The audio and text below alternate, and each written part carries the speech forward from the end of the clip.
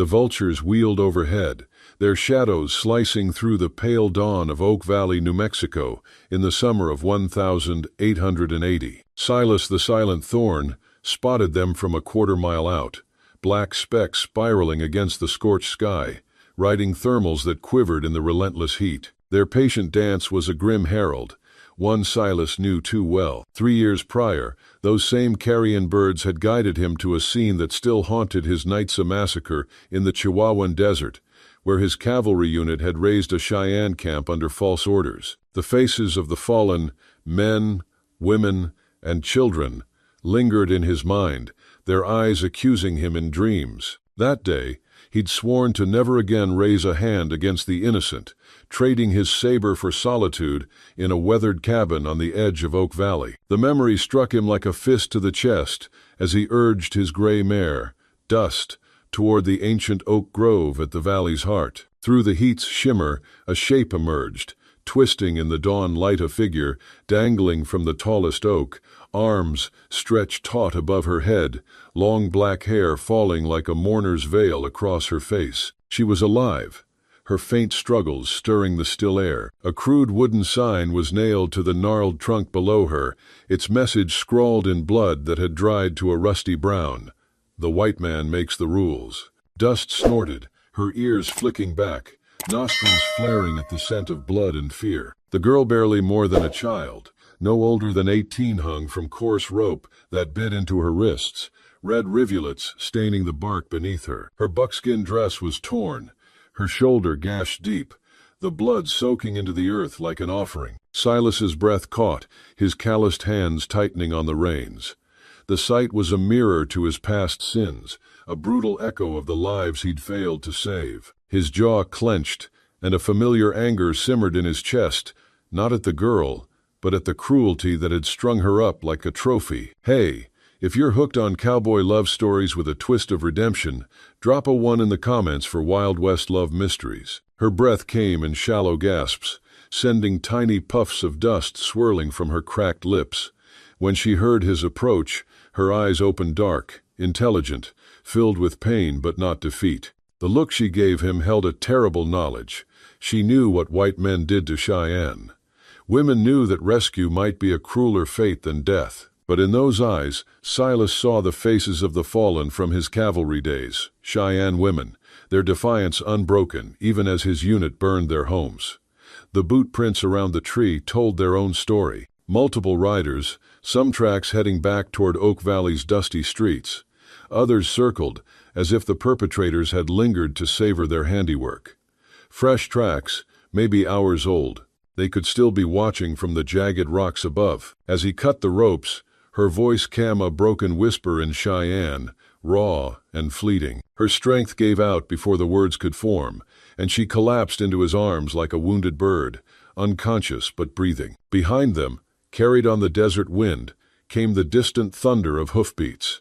The hunters were already coming. Oak Valley had never been kind, but 3 years of Cheyenne troubles had turned it into something resembling hell. The frontier town crouched in the desert, like a wounded animal, all boarded windows and suspicious glances, where a man's worth was measured by his willingness to kill the right enemies and hate the right people. Silas Thorne had failed both tests. It started when he'd refused to join the first posse after the Cheyenne raids began. Cattle stolen from ranches, supply wagons ambushed on mountain trails, settlers found dead in their burned cabins. Most of Oak Valley had answered Mayor Caldwell's call to righteous warfare with fervor, forming volunteer companies to hunt Cheyenne with the zeal of men chasing demons. But Silas had seen enough killing in his cavalry days, had learned too much about how truth became the first casualty of righteous fury. The Cheyenne massacre he'd witnessed 3 years ago had taught him that lesson in blood,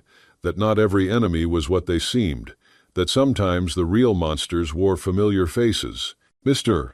Thorne," Deputy Amos had said after the third posse rode out without him, "folks are starting to wonder whose side you're on." "The side of not shooting folks without proof they've done wrong," Silas had replied, his voice steady as iron. "Cheyenne don't need to do wrong. They just need to be Cheyenne." That conversation had been 6 months ago, July 1879. Since then, Silas's few friends had dwindled, his trading dried up, and the townsfolk had made it clear that Cheyenne sympathizers weren't welcome in decent society. Now, as he laid the unconscious Ilara on his kitchen table and began cleaning her wounds, Silas wondered if he was about to make himself an outright enemy of everyone he'd ever known. The torture had been systematic. Professional cigarette burns arranged in precise patterns, cuts tracing older scars, bruises speaking of calculated brutality. Someone had taken time with her, had used pain as a language to send a message as clear as the sign on the oak. The white man makes the rules. Easy, he said softly as Ilara stirred, her eyes fluttering open. The fear in them was absolute, primal, the terror of prey caught too many times. I won't hurt you. She didn't understand English, but something in his tonea, low, steady cadence, like a river smoothing stone, made her stop fighting. Instead, she studied his face with those intelligent dark eyes, reading intentions in the lines of his weathered features, the scars on his knuckles. Silas, he said, pointing to himself. Ilara, she whispered, her voice a broken thread. Recognition flickered in her eye. She knew the name.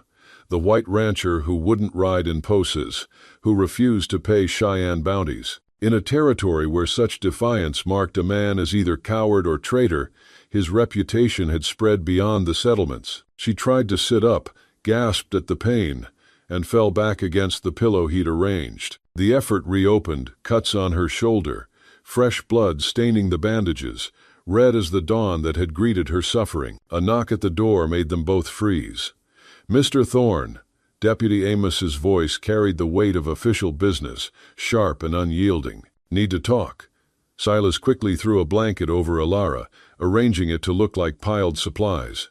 From the doorway, it might pass casual inspection. "Comin'," he called, wiping blood from his hands, his heart pounding like a war drum. Amos stood on the porch, hat in hand, looking like a man bearing a bitter duty. Before his wife's death in a Cheyenne raid, he'd been known as fair, even kind. Now grief had hardened him into something sharper, more brittle, his eyes like flint ready to spark. "There's been trouble," Amos said. "Cheyenne girl escaped custody yesterday. Killed 2 men doing it. We're checking all the ranches." "What's she look like?" Silas asked, his voice neutral, though his pulse quickened. "Young, maybe 18, dark hair, about so tall." Amos held his hand level with his shoulder. "Name's Ilara, though that might be made up." Silas kept his expression blank, his gray eyes unreadable. "Haven't seen anyone like that." Amos's gaze narrowed, searching for a lie. "Mind if I take a look around? Just being thorough." "Of course not," Silas said, stepping aside, his hand resting lightly on his revolver, a silent vow to protect the girl who'd stirred his long-buried conscience. The desert wind howled outside, carrying the distant hoofbeats closer, a reminder that in Oak Valley, truth was a fragile thing, easily crushed beneath the white man's rules. They moved through the cabin, Deputy Amos's eyes cataloging details: the basin of bloody water, the medical supplies scattered on the scarred oak table, the blanket bundle that might hold provisions or conceal something far more dangerous. "Been slaughtering chickens?" Amos asked, his voice sharp, like a blade testing for weakness. "Rabbit for dinner," Silas replied, gesturing toward the blanket, his tone steady as the desert stone. "Meat's wrapped up there." His gray eyes held Amos's, unyielding, a silent challenge wrapped in calm. For a heartbeat, Amos's hand drifted toward his revolver, the air thick with unspoken accusations. Then he shook his head, his flinty gaze softening, just a fraction. "I believe you, Thorne," he said, though his voice carried a weight of doubt. "But this Cheyenne girl, she's different, dangerous." "How so?" Silas asked, his voice low, steady, like a river smoothing over jagged rocks. "I saw what she did to those men," Amos said, his voice trembling with a horror that seemed to age him. "Cut 'em up while they were still breathing, took pieces as trophies.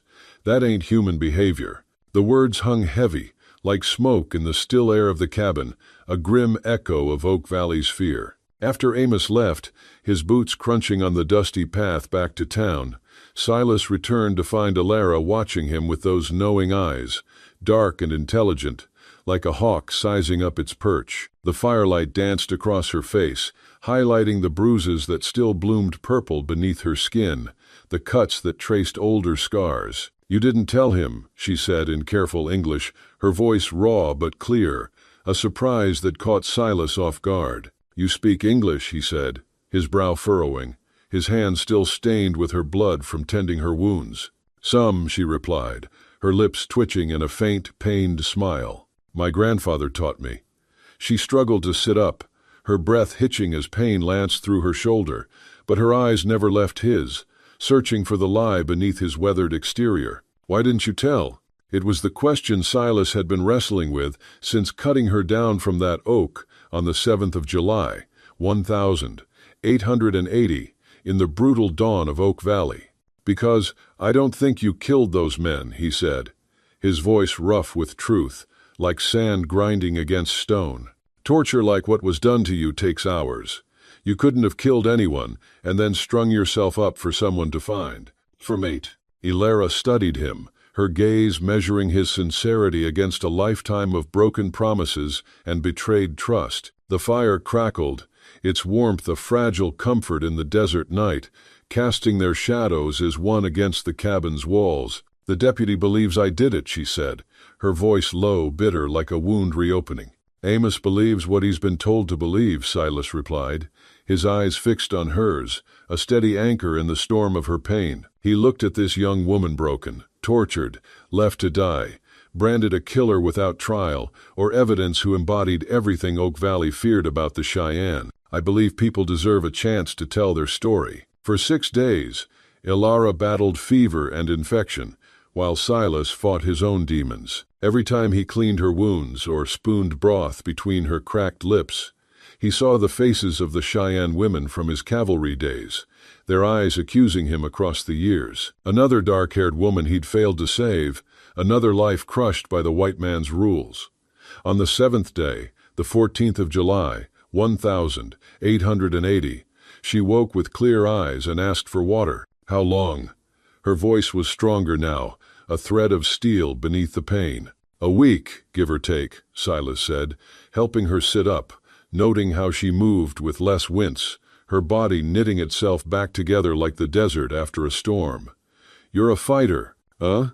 "I have to be," she said, accepting the tin cup with steady hands, her fingers brushing his, a fleeting warmth in the cool morning air. "Tell me about the men who died." Silas had spent the week gathering whispers from Oak Valley's saloon and market, piecing together the official story and its jagged edges. "According to the reports, you were being moved from the reservation to Santa Fe for trial," he said, his voice low, careful, like a man stepping through a minefield. "Wagon got hit outside town. 2 guards killed. You escaped into the desert." "That's a lie," Ilara said, setting down the cup, her hands trembling not from weakness, but from the effort of reliving trauma.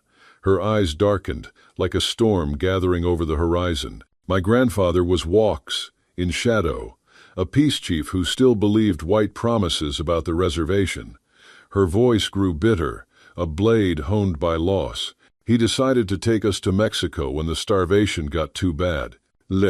Silas leaned forward, his hands clasped, the scars on his knuckles catching the firelight. Her words were a mirror to his past, reflecting the Cheyenne families he'd seen driven from their lands, their hopes crushed under cavalry boots. The cabin seemed to shrink, the walls closing in with the weight of their shared pain, the fire a silent witness to a truth Oak Valley had buried beneath its rules. Ilara's gaze held his, a flicker of trust breaking through her fear, like a star piercing the desert night.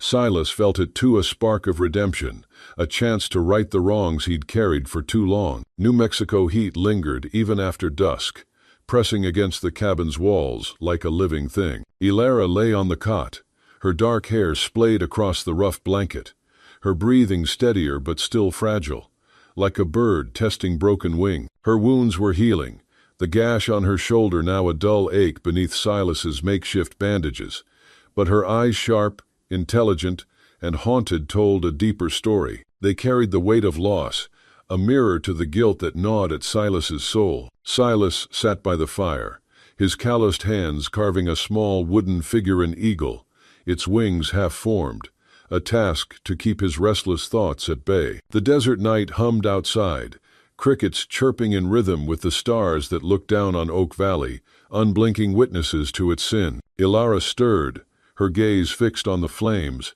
her lips parting as if to speak but hesitating, like a deer sensing danger. Silas didn't push her. He'd learned silence was sometimes the only way to coax truth from pain. They came at dusk, she said finally, her voice low, raw with grief. My family, we were heading to a new settlement, hoping for peace. Her words faltered, and Silas's hands stilled, the eagle's wings frozen mid-carve. The red specters men with masks, laughing like devils. They took everything, my pa's rifle, my ma's woven blanket, my little brother's. Her voice broke, and she clutched the blanket, her knuckles whitening. They left me hanging to warn others. One had a tattoo of a bull's head on his wrist. I'll never forget his eyes. The memory hit Silas like a bullet, sharp and unyielding. He saw it again, the Cheyenne camp 3 years ago, flames licking the sky, his cavalry unit following orders to clear the hostiles. The screams of children, the blood pooling in the sand, the orders he'd obeyed without question. His hands tightened around the carving knife, the blade trembling. Ilara's story was a knife to his heart, twisting with every word. He'd been part of that machine once. The white man's rules that crushed lives like hers. I know that kind of pain, he said, his voice a gravelly whisper, barely audible over the fire's crackle. He set the knife down, the eagle unfinished, its wings a silent plea for freedom. I was a cavalryman, Ilara. Rode with men who thought they owned this land. We burned villages, Cheyenne, Apache. Didn't matter. Orders were orders. His jaw clenched, the words tasting like ash. I saw families die, kids. I didn't pull the trigger every time, but I didn't stop it neither. Mel. Ilara's eyes widened, a flash of betrayal crossing her face, like a storm cloud over the desert. You? She whispered, her voice sharp with accusation.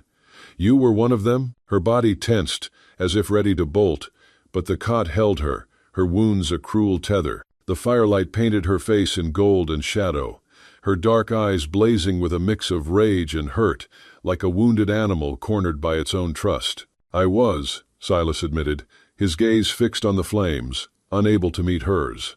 I ain't proud of it. Left that life 3 years ago after a raid went wrong. Too many graves, Ilara. Too many I helped dig.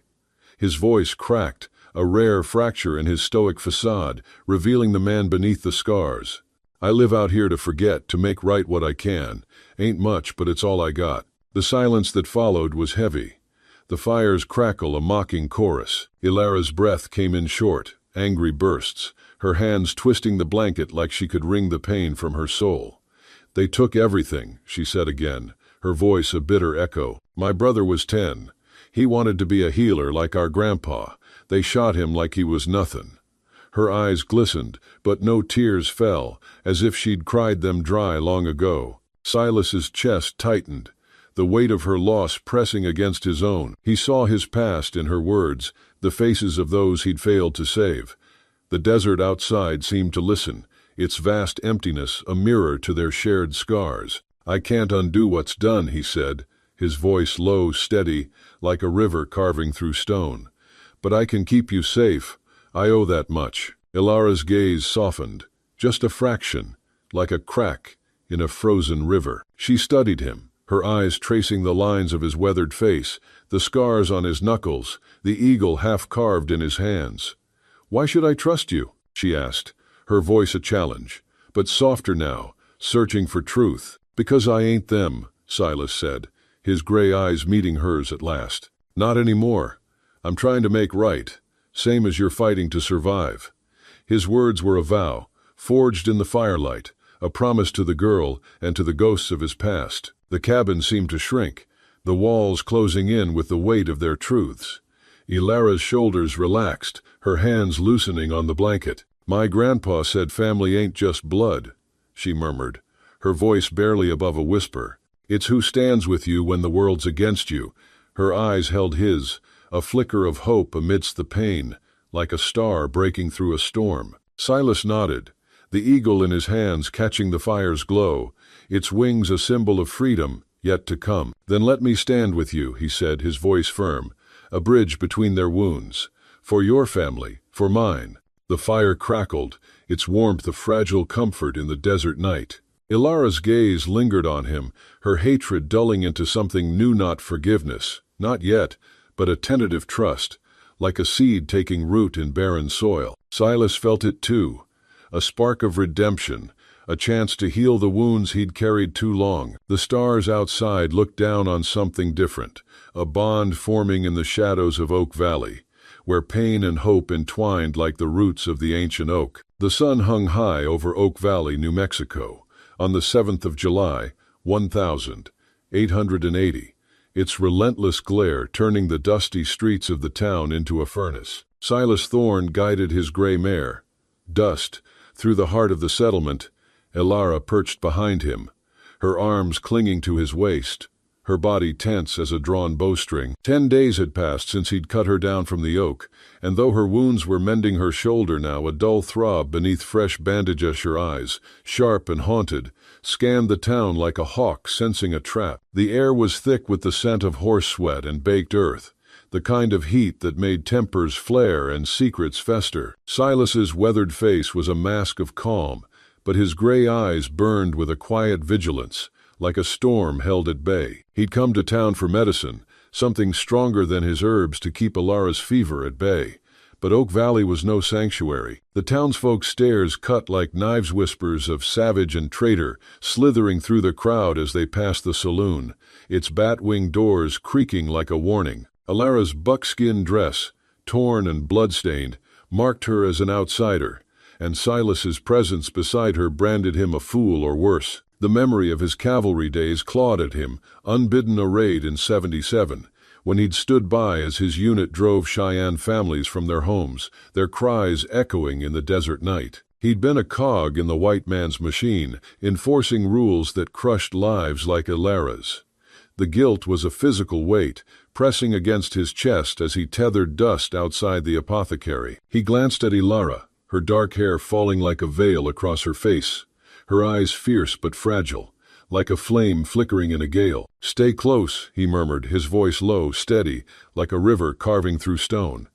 Ilara nodded, her gaze darting to the crowd, her hands clenched into fists. She was no stranger to hatred, but the weight of so many eyes made her shoulders hunch, as if bracing for a blow.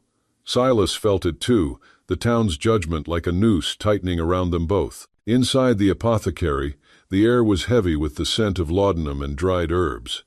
The clerk, a wiry man with a pinched face, eyed Ilara with disdain, his lips curling like a snake's. Before Silas could speak, a shadow loomed in the doorway, a burly man, one eye scarred shut, his red bandana marking him as one of the Red Specters. "Well, ain't this a sight?" he drawled, his voice dripping with menace. Silas Thorne, playing nursemaid to a savage. His good eye raked over Ilara, lingering on her wounds, and a cruel smile spread across his face. "She's the one from the oak, ain't she? Shoulda let her swing." Ilara stiffened, her breath catching, her eyes flashing with the same primal fire Silas had seen that first dawn. Her hand twitched toward the knife at her belt, but Silas's arm shot out, a silent barrier. "Walk away, One Eye," he said, his voice cold as iron, each word a warning. The man laughed, stepping closer, his hand brushing the revolver at his hip. "Or what, Silent? You gonna play hero for a squaw?" The air crackled with tension, the apothecary's shelves looming like silent witnesses. Silas's hand moved faster than thought, his fist connecting with one eye's jaw in a single bone-jarring strike. The man crumpled to the floor, blood trickling from his lip, the room falling silent as a grave. The clerk gasped, and the crowd outside froze, their whispers dying like a fire snuffed out. Ilara's eyes widened, a mix of shock and gratitude flickering across her face, like sunlight breaking through a storm. "Get the medicine," Silas told the clerk, his voice steady, unyielding. "Now." The man scrambled to comply, shoving bottles into a sack. Silas turned to Ilara, his gaze softening, a silent promise in his gray eyes. "You're with me, Ain't nobody touching you. Liz. Ilara's breath hitched, her fingers loosening on her knife. For a moment, her hatred for the world that had taken her family wavered, replaced by a flicker of trust, fragile as a desert bloom. She nodded, her voice barely a whisper. Why'd you do that? Risk your neck for me? Silas didn't answer right away, his eyes fixed on the street outside, where the crowd parted like a river around a stone. The memory of that Cheyenne camp burned in his mind, the screams of the innocent, the orders he'd followed blindly. Because I've seen what happens when good men do nothing, he said finally, his voice rough with truth, and I ain't that man no more. The square outside buzzed with tension as they stepped into the sunlight. Market stalls lined the dusty street, their weresacks of flour, bolts of calicoignord, as eyes followed Silas and Ilara. At the center, Market Caldwell stood, his tailored coat and polished boots a stark contrast to the town's grit. His smile was all teeth, like a coyote sizing up prey, but his eyes were cold, calculating. Mr. Thorne, he called, his voice smooth as snake oil. A word, if you please, about your guest. Silas's jaw tightened, his hand resting on his revolver. She ain't your concern, Caldwell, he said, his tone flat, a challenge wrapped in calm. Ilara stood closer, her shoulder brushing his, her presence a quiet strength. Caldwell's gaze flicked to her, his smile faltering, like a crack in a dam. The town's safety is my concern, he said, his voice sharp now. Hand her over for questioning. We'll handle it proper. Proper? Silas's voice was a low growl laced with scorn. Like that sign on the oak? The white man makes the rules? I ain't playing your game. He stepped forward, his shadow falling over Caldwell, a silent vow to protect what he'd sworn to save. The crowd held its breath, the air thick with the promise of violence. Ilara's hand grazed Silas's arm, a fleeting touch, but enough to ground him. Her eyes, once filled with hate, now held something new, a spark of belief, like a star piercing the night. You don't have to fight for me, she whispered, her voice steady despite the fear. Silas met her gaze, his own reflecting a shared resolve. I'm fightin' for what's right, he said, his words a bridge between their scars. For you, for them we lost. The town seemed to fade, the whispers drowned by the fire in their eyes, a bond forged in defiance of Oak Valley's hatred, a step toward redemption in a world ruled by blood. The stars burned cold above Oak Valley, New Mexico. On the night of the 10th of July, 1880, their light faint against the inky sprawl of the desert sky. Inside Silas Thorne's cabin, the fire's glow flickered like a heartbeat, casting long shadows across the weathered logs. Ilara sat by the hearth, her dark hair catching the light like a raven's wing, her hands steady now, though her eyes sharp and haunted, still held the weight of her family's blood. Silas leaned against the table, his calloused fingers tracing the half-carved eagle, its wings, a silent prayer for freedom. The air was heavy with the scent of pine smoke and unspoken plans, the kind that could shift the fate of a town. Silas's clash with One Eye 3 days ago had rippled through Oak Valley like a stone in a still pond. Whispers of his defiance reached the ears of the few who dared to dream of justice. Martha, the gray-haired shopkeeper whose tattered apron hid a spine of iron, slipped into the cabin under cover of dusk, her steps quick and cautious. "Folks are talking," she said, her voice low, weathered by years of keeping secrets. "Some say you're a fool, Silas. Others say you're the only one with guts to stand up to Caldwell and his red specters." Her eyes flicked to Ilara, softening like a mother's closet. "They're scared, but they're listening." Ilara's gaze met Martha's, a spark of hope flickering in her eyes, like a star breaking through a storm. "They should be scared," she said, her voice steady but edged with fire. "Those men took my family. They'll take more if no one stops them." Her fingers tightened on the blanket, the memory of her brother's lifeless body, a wound that bled anew. Silas watched her, his chest tight with a familiar guilt, the echo of Cheyenne's screams from his cavalry days ringing in his ears. He'd been part of the machine that crushed lives like hers. But now, in this cabin, he saw a chance to mend what he'd broken. Martha set a small bundle on the table papers, maps, and a list of names scrawled in her careful hand. "The Red Spectres ain't just outlaws," she said. "They're Caldwell's dogs doing his dirty work, robbing settlers, burning native camps, all to scare folks into selling land cheap. That old gold mine, out by Black Ridge, that's their hideout." Her words were a spark, igniting a fire in Silas's gray eyes. He unfolded the map, its creases worn like the lines on his face, and traced a path to the mine, a scar in the desert's heart. Alara leaned forward, her breath catching as she studied the map. "The man who killed my family," she said, her voice low, trembling with rage. "He had a bull's head tattoo on his wrist, called himself Dagger." Her eyes burned, a primal fire that made Silas's heart lurch, reminding him of the women he'd seen in razed villages, their defiance unbroken even in death. He wanted to shield her, to spare her the pain of vengeance, but he knew that fire was hers to wield. Martha's face paled, her hands trembling as she pointed to a name on the list. "Jeb Caldwell, alias Dagger, the mayor's brother," she whispered, her voice hollow like a wind through an empty canyon. "He's been running the Spectres for years with his brother's blessing. Folks suspected, but nobody dared speak it." The revelation hit like a thunderclap, a twist that turned Alara's grief into a blade, sharp and personal. Silas's jaw clenched, his fingers tightening on the eagle, its wings now a symbol of the justice they sought. "You sure?" Silas asked, his voice a low growl, each word heavy with the weight of what it meant. To take on Dagger was to challenge Caldwell, to tear down the white man's rules that had bloodied Oak Valley for too long. Martha nodded, her eyes fierce despite her age. "I've seen him, Silas. That tattoo, that laugh, it's him." Alara's breath hitched, her hands shaking as she traced the name on the paper, as if touching it could summon her family's killer. "He's why I'm still here," she said, her voice a mix of pain and resolve, like a river cutting through stone. "For my pa, my ma, my brother, I'll make him pay."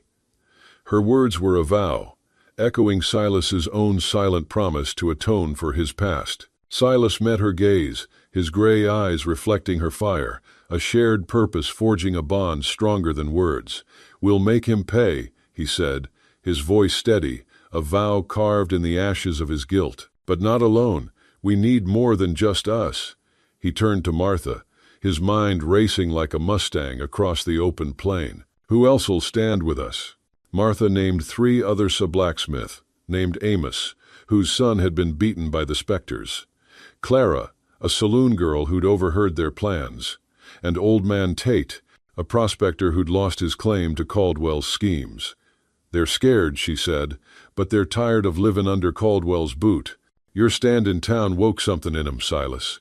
Her words were a spark, kindling a hope that Oak Valley could be more than a graveyard of dreams. The cabin's walls seemed to pulse with their resolve, the firelight casting their shadows as one, like warriors before a battle.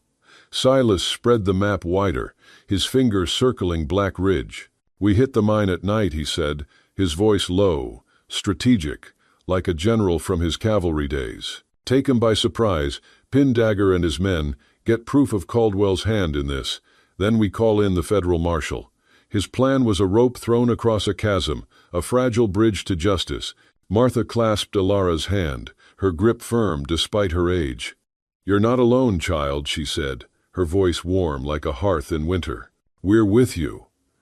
Alara's eyes glistened, her hatred softening into something new, not forgiveness, but a shared fight, a bond forged in the crucible of loss. Silas watched, his heart stirring with a hope he hadn't felt in years, like a seed breaking through barren soil. The stars outside looked down on Oak Valley, their light a silent promise that truth could outshine even the darkest rules. The moon hung low over Black Ridge, New Mexico, on the 12th of July, 1880, its pale light barely piercing the suffocating darkness of the desert night. The abandoned gold mine, a gaping wound in the earth, loomed like a beast crouched in wait. Silas Thorne led their small band: Alara, Martha, Amos the blacksmith, Clara the saloon girl, and Old Man Tate through the rocky scrub, their shadows blending with the jagged cliffs. The plan was simple but perilous. ambush the red specters in their lair, pin Dagger, and secure proof of Caldwell's crimes for the federal marshal. Silas's heart pounded, not from fear, but from the weight of redemption, a chance to bury the ghosts of his cavalry days. Those Cheyenne Faces mothers, children, gunned down under his watch haunted him still, their screams a chorus in his mind. Ilara's presence, her quiet strength, was a tether, pulling him toward a purpose he'd thought lost. They crouched behind a boulder, the mine's entrance flickering with torchlight. The specter's laughter echoed, crude and careless, like coyotes before a kill. Ilara's breath caught, her hand tightening on the knife at her belt, her eyes fixed on the shadows within. "He's there," she whispered, her voice a low growl, raw with grief. "Dagger, I feel it." Her words were a blade, sharp with the memory of her family's blood, her brother's lifeless eyes staring at a sky that offered no mercy. The attack came swift as a desert storm. Silas fired first, his bullet shattering a lantern, plunging the mine's mouth into chaos. Amos and Tate charged, their hammers and rifles a thunderous rebuke to the specter's reign. Clara darted through the fray, her nimble fingers snatching papers from a cradlegers linking Caldwell to the raids. Martha, her gray hair gleaming in the moonlight, stood guard, her shotgun, a silent promise of defiance. The specters fought back, their bullets spitting sparks, but Silas moved like a shadow, his cavalry training honed to deadly precision. Ilara slipped through the chaos, her knife glinting like a fang. She found Dagger at the mine's heart, his bull's head tattoo stark against his wrist, his laugh a cruel echo of her nightmares. "You," she hissed, her voice a blade cutting through the din. Dagger turned, his eyes glinting with malice, like a snake sizing up prey. "The squaw from the oak," he sneered, drawing his blade. "You should have stayed dead." "Ilara, don't lose yourself to him," Silas shouted, his voice cutting through the chaos, a plea wrapped in command. She faltered, her blade inches from Dagger's throat, her breath ragged. The urge to kill was a wildfire, consuming her, but Silas's words were a cool rain, grounding her. She saw her brother's face, not in vengeance, but in Hopi Healer's dream of peace. With a cry, she disarmed Dagger, her knife slicing his hand, sending his blade clattering. She pinned him, her knee on his chest, her voice steady as stone. "Death ain't justice," she said. "Truth is." "Les." Silas bound Dagger's wrists, his hand steady despite the battle's toll. The ledgers were secured, proof of Caldwell's corruption in Clara's hands. The remaining specters fled, their courage broken like dry twigs.